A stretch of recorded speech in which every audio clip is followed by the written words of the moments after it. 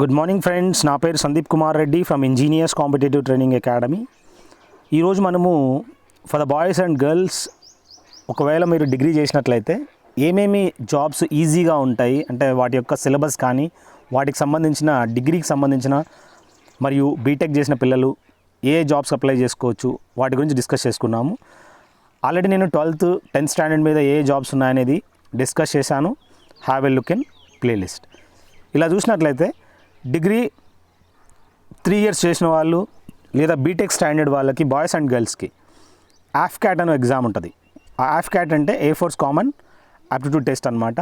So వాటికి ఈ admission టెస్ట్కి సంబంధించి ఈ ఎయిర్ ఫోర్స్లో జాయినింగ్ కావడానికి ఒక ఎగ్జామ్ అనేది ఉంటుంది. ఆ exam which carries mathematics, GK, physics and chemistry, English, reasoning అనేది మనం చూడొచ్చు.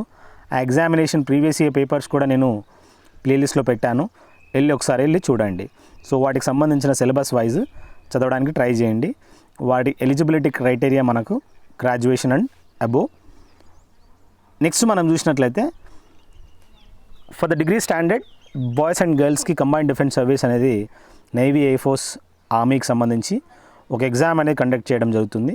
వాటికి సంబంధించిన నోటిఫికేషన్ కూడా నేను ప్లేలిస్ట్లో మన టెలిగ్రామ్లో మనం చూసినట్లయితే ఈ సిడిఎస్కి సంబంధించి నోటిఫికేషన్ ఉంది. ఇది కొద్దిగా స్టాండర్డ్ అనేది ఆఫ్క్యాట్ కన్నా ఎక్కువగా ఉంటుంది. వాటికి సంబంధించిన పూర్తి వీడియోస్ ఈ సిడిఎస్ సంబంధించి ఎవరైతే ఈ సిడిఎస్ ప్రిపేర్ కావాలనుకుంటున్నారో ఖచ్చితంగా ఆ నోటిఫికేషన్ చూసి దాని తగ్గట్టుగా ప్రిపేర్ కావడానికి ట్రై చేయండి. సో ఇది ఆర్మీ, నేవీ, ఎయిర్ ఫోర్స్లో అడ్మిషన్ కోసము.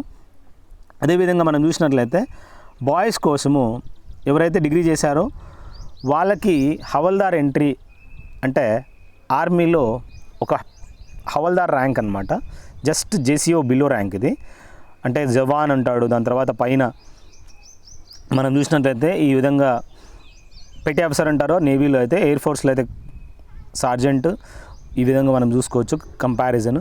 వాటి యొక్క సిలబస్ ఏంటి, వాటి యొక్క ఎలిజిబిలిటీ క్రైటీరియా ఏంటి, ఆ నోటిఫికేషన్ అనేది కూడా నేను టెలిగ్రామ్లో పెట్టాను. ఆ టెలిగ్రామ్ నోటిఫికేషన్ ప్రకారమే చూసుకోండి. ప్రతిదీ చెప్పాలంటే it takes a lot of time. ఏమేమి జాబ్స్ ఉన్నాయో తెలుసుకోవాలంటే వాటికి సంబంధించి నేను ఇవ్వడం జరుగుతుంది. ప్రతి ఒక్క డీటెయిల్స్ ఇన్ డీటెయిల్ కావాలంటే ఆ నోటిఫికేషన్స్ ఒకసారి వెళ్ళి టెలిగ్రామ్లో చూసారంటే చాలా హెల్ప్ఫుల్గా ఉంటుంది. ఫిజికల్ స్టాండర్డ్ అవసరం అవుతుంది ఫర్ ద బాయ్స్. నెక్స్ట్ మనం చూసినట్లయితే ఇన్స్ట్రక్టర్గా మనం చూసినట్లయితే ఇది ఎయిర్ ఫోర్స్ సంబంధించి ఇన్స్ట్రక్టర్ ఎంట్రీ ఇన్ ఎయిర్ ఫోర్స్లో గ్రాడ్యుయేషన్ ఉండాలి మరియు బీఎడ్ కూడా అవసరం అవుతుంది. వాళ్ళు డైరెక్ట్గా ఆ ఎగ్జామ్ రాసి వెళ్ళిపోవచ్చు. You can become the instructor of Indian air ఫోర్స్లో ఎవరైతే ఎయిర్మెన్ ఉంటారు కదా వాళ్ళందరికీ ఈ విధంగా ఇన్స్ట్రక్టర్గా ఉండి మీరు ట్రైనింగ్ అనేది ఇవ్వచ్చు. సో వాటికి సంబంధించిన ఎంట్రీ అనేది కూడా మనం చూసుకోవచ్చు అనమాట. సో డిగ్రీ క్వాలిఫికేషన్ ఉండాలి. వీటికి సంబంధించిన నోటిఫికేషన్ అనేది you can search in internet. Next మనం చూడాల్సింది ఆడపిల్లలకి, మగపిల్లలకి ఎవరైతే బీటెక్ చేసి ఉంటారో వాళ్ళకి డైరెక్ట్ ఎంట్రీ అనమాట. వాళ్ళకి ఎగ్జామ్ ఉండదు, ఏముండదు. డైరెక్ట్ సర్వీస్ సెలక్షన్ బోర్డ్ అనేది ఎంటర్ కావాల్సి ఉంటుంది. దాని త్రూ ఇంటర్వ్యూ ప్రొసీజర్ మీరు 5 days ఏదైతే ఉంటుందో ఎస్ఎస్బి క్వాలిఫై అయిపోయి మీరు వెళ్ళిపోవచ్చు అనమాట. కానీ వీటి కండిషన్స్ ఏంటంటే ఆ డిగ్రీ కానీ ఆ ఇంటర్మీడియట్ ఎంపీసీ ఉండాలి. ప్లస్ వాళ్ళ పర్సంటేజ్ అనేది ఎలిజిబిలిటీ క్రైటీరియా బీటెక్లో ఎంత ఉండాలంటే వాళ్ళు ఏదైతే అడుగుతారో దానికి తగ్గట్టుగా మీకు ఫుల్ఫిల్ అయితేనే మీరు అప్లై చేసుకోవడానికి ఛాన్సెస్ ఆర్ దేర్. సో దీనికి సంబంధించిన నోటిఫికేషన్ కూడా టెలిగ్రామ్లో ఉన్నాయి, వెళ్ళి మీరు చూసుకోండి. నెక్స్ట్ గ్రాడ్యుయేషన్ చేసిన పిల్లలు కానీ అబోవ్ బీటెక్ పిల్లలు కానీ రైల్వేలో జాబ్ ఆపర్చునిటీస్ కావాలనుకుంటే ఈ రైల్వేలో మనము ఆర్ఆర్బి ఎన్టీపీసీ ఉందన్నమాట. ఈ టెక్నికల్, నాన్ టెక్నికల్ డిఫరెంట్ ఈ ఆర్ఆర్బి ఎన్టీపీసీ సంబంధించిన నోటిఫికేషన్ కూడా నేను పెట్టాను. ప్లేలిస్ట్లోకి వెళ్ళి మీరు చూడొచ్చు. ఆ ఫైల్స్లోకి వెళ్ళి చూసినారంటే టెలిగ్రామ్లో మీకు ఈ నోటిఫికేషన్ ఉంటుంది. ఏమేమి బ్రాంచెస్, స్టేషన్ మాస్టర్ కానీ అదేవిధంగా డిఫరెంట్ ఉన్నాయో వాటికి ఎలిజిబిలిటీ క్రైటీరియా ఏంటి. 2 స్టేజ్లు ఉంటాయి, ప్రిలిమినరీ అండ్ మెయిన్ స్టేజ్ అనేది. ప్రిలిమినరీ క్వాలిఫైయింగ్ నేచర్ ఉంటుంది, మెయిన్ స్టేజ్ స్కోరింగ్. వాటిపైన మీకు ర్యాంక్ అనేది ఇవ్వడం జరుగుతుంది. పోస్టింగ్స్, టైపింగ్ ఖచ్చితంగా అవసరం అవుతుంది కొన్ని పోస్టులకి. ఆ ఏ పోస్టులు ఉన్నాయనేది చూసుకోండి. ఆ నోటిఫికేషన్లో ఖచ్చితంగా బీటెక్ డిగ్రీ చేసిన వాళ్ళు అప్లై చేసుకోవచ్చు. అదేవిధంగా సబ్ ఇన్స్పెక్టర్ ఆఫ్ ఆంధ్రప్రదేశ్ కానీ లేదంటే మనం చూసినట్లయితే sub inspector of railway police force వాటికి సంబంధించి ఒక రిటర్న్ ఎగ్జామ్ ఉంటుంది, దాని తర్వాత ఫిజికల్ ఉంటుంది. క్వాలిఫై అయితే you will get posted wear ever all over the India అనమాట. రైల్వే ప్రొటెక్షన్ ఫోర్స్ ఇది సబ్ ఇన్స్పెక్టర్కి గ్రాడ్యుయేషన్ ఉండాలి, లేదా డిగ్రీ పిల్లలు కూడా రాయొచ్చు. వాటి నోటిఫికేషన్ కూడా నేను ప్లేస్లో మన టెలిగ్రామ్లో పెట్టాను, వెళ్ళి చూసుకోండి. ఫిజికల్ స్టాండర్డ్ అవసరం అవుతుంది, హైట్ మినిమం ఉండాలి, ఆ హైట్ అనేది చూసుకోండి. అదేవిధంగా రెస్పెక్టివ్ స్టేట్ పోలీస్కి సంబంధించి 2 స్టేజ్లు ఉంటాయి return examinations, prelims and మినిమరీ. There is no interview ఉండదు. సో వాటికి మన ఆంధ్రప్రదేశ్ వాళ్ళు ఖచ్చితంగా డిగ్రీ అండ్ బీటెక్ చేసిన వాళ్ళు అప్లై చేసుకోవచ్చు. సో వీటి సిలబస్ అనేది వ్యారీ అవుతుందన్నమాట. ఆ సిలబస్ తగ్గట్టుగా మీరు ప్రిపేర్ కావడానికి ట్రై చేయండి. ఇంకా నాన్ యూనిఫామ్ సర్వీస్ చూసినట్లయితే బ్యాంక్ ఎగ్జామ్స్కి, క్లరికల్ ఎగ్జామినేషన్కి, కరెంట్ అఫైర్స్, జీకే ఖచ్చితంగా అవసరం అవుతాయి. కంప్యూటర్ నాలెడ్జ్ ఉండాలి, కంప్యూటర్ సబ్జెక్ట్ కూడా ఐడియా ఉండాలి. ఇంగ్లీష్, రీజనింగ్ ఈ ఎగ్జామ్ బేస్డ్ క్వశ్చన్స్ ఎక్కువ ఉంటాయి. డిగ్రీ మరియు బీటెక్ చేసిన వాళ్ళకి చాలా హెల్ప్ఫుల్గా ఉంటుంది. వాటికి సంబంధించిన నోటిఫికేషన్స్ ఎవరైతే ప్రిపేర్ అవుతున్నారో వాళ్ళు they are aware of it. Bank PO కూడా ఉంటుంది. సో వాటికి సంబంధించిన నోటిఫికేషన్ చూసుకోండి. కరెంట్ అఫైర్స్, జీకే మరియు computers and English and reasoning. Interview ఖచ్చితంగా ఉంటుంది. ఇది ఇంటర్వ్యూ అనేది ఒకసారి రిటర్న్ క్వాలిఫై అయితే ఇంటర్వ్యూ అనేది అటెండ్ కావాల్సి ఉంటుంది. ఆ ఇంటర్వ్యూలో పాస్ అయితే మీకు జాబ్ అనేది వస్తుంది అనమాట. ఖచ్చితంగా ఇంటర్వ్యూ పాస్ కావాల్సి ఉంటుంది. కమ్యూనికేషన్ స్కిల్స్ పెంచుకోండి. English mandatory. ఈపీఎఫ్ఓకి సంబంధించి ఎంప్లాయీ ప్రొవిడెంట్ ఫండ్ ఆర్గనైజేషన్, దీనికి సంబంధించిన క్లర్క్ పోస్ట్ అనేది జీకే అండ్ కంప్యూటర్ అఫైర్స్ కానీ, జస్ట్ మనం చూసినట్లయితే కరెంట్ అఫైర్స్కి జీకే ఖచ్చితంగా స్టాండర్డ్ ఉండాలి. ఇంగ్లీషు మరియు రీజనింగ్ కూడా మీకు నాలెడ్జ్ ఉండాలి. మ్యాథమెటిక్స్ అవసరం అవుతుంది. సో వాటికి సంబంధించిన నోటిఫికేషన్స్ వగేరా ఇంటర్నెట్లో సెర్చ్ చేయండి, you will get that exact notification. Life insurance corporation of ఇండియాలో అడ్మినిస్ట్రేటివ్ ఆఫీసర్ ఉంటాడనమాట. వాటికి గ్రాడ్యుయేషన్ ఉండాలి. ఒక ఎగ్జామ్ అనేది వీళ్ళ స్టాండర్డ్ ఎగ్జామ్ అనేది డిఫరెంట్గా ఉంటుంది, మీరు అప్లై చేసుకోవచ్చు. ఈ విధంగా టెలిగ్రామ్లో వాటికి సంబంధించిన నోటిఫికేషన్ చెక్ చేసుకోండి, లేదంటే ఇంటర్నెట్లో సెర్చ్ చేసుకోండి అడ్మినిస్ట్రేటివ్ ఆఫీసర్ అంటే ఏంటి. నెక్స్ట్ మనం చూసినట్లయితే combined graduate level, IAS, IPS తర్వాత మనము సివిల్ సర్వీసెస్ తర్వాత నెక్స్ట్ జాబ్, టాలెంటెడ్ జాబ్ ఏదిరా అంటే కంబైన్డ్ గ్రాడ్యుయేట్ లెవెల్ అనమాట.